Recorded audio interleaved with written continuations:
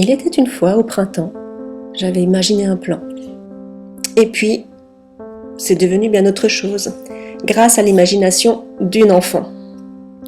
On a commencé par étaler du carton, de la paille.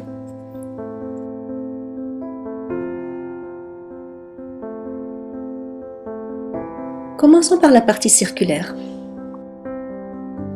On pose d'abord le bois mort qu'on va recouvrir de broyat, de feuilles mortes, et puis on va le protéger par le coffrage en bambou. Et on alterne les différentes couches brun, vert, ou ce qu'on appelle carbone azote. Le carbone est plutôt constitué de parties brunes, comme des feuilles mortes, comme le bois, comme du carton, et les parties azotées vertes est constituée plutôt de pelouse, de feuilles vertes ou de déchets de cuisine, de pelures, de légumes. Pour construire ce qu'on appelle une lasagne végétale. On tasse bien, on tasse même très bien, et on n'oublie pas d'arroser tout ça régulièrement. Voyons à présent la construction du keyhole, le trou de serrure.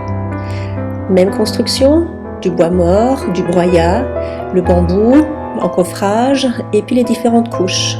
Et au centre, on accueillera le compost, qui nourrira directement la partie périphérique. Voyons à présent la construction de la fleur. Au centre, j'ai imaginé une zone maigre. On commence par y mettre des tuiles et on protège l'extérieur par des briques pour consolider l'ensemble. Au fil du temps, la construction se modifie également. Un colimaçon naît de l'imagination collective. On complète par une bonne couche de sable et on définit l'emplacement des différentes plantes. On entoure les pots de sable et on finit par planter. Et ainsi de suite jusqu'au centre du colimaçon. Les quelques places libres seront plantées au printemps. Je peux aussi m'atteler à la construction des pétales. Quelques plantes pour agrémenter. Et voilà ce que ça donne. En parallèle à tout ça, nous avons construit une cabane à outils. Il a fallu chercher des palettes. Encore et encore.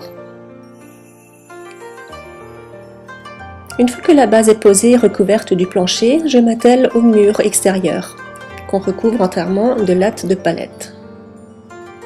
D'un côté et de l'autre. Mais à ce stade de la construction, je ne sais pas comment fermer cette partie haute. Enfin, on prépare l'ossature pour accueillir le mur du fond, qu'on va recouvrir de planches de palettes. Et il faut en rechercher pour les démonter. Mais le travail en vaut la peine. Finalement, la pose du toit, et on a opté pour des fenêtres latérales pour garder de la lumière dans la cabane. Il y ferait trop sombre sinon. La façade avant, avec des fenêtres vues sur le jardin.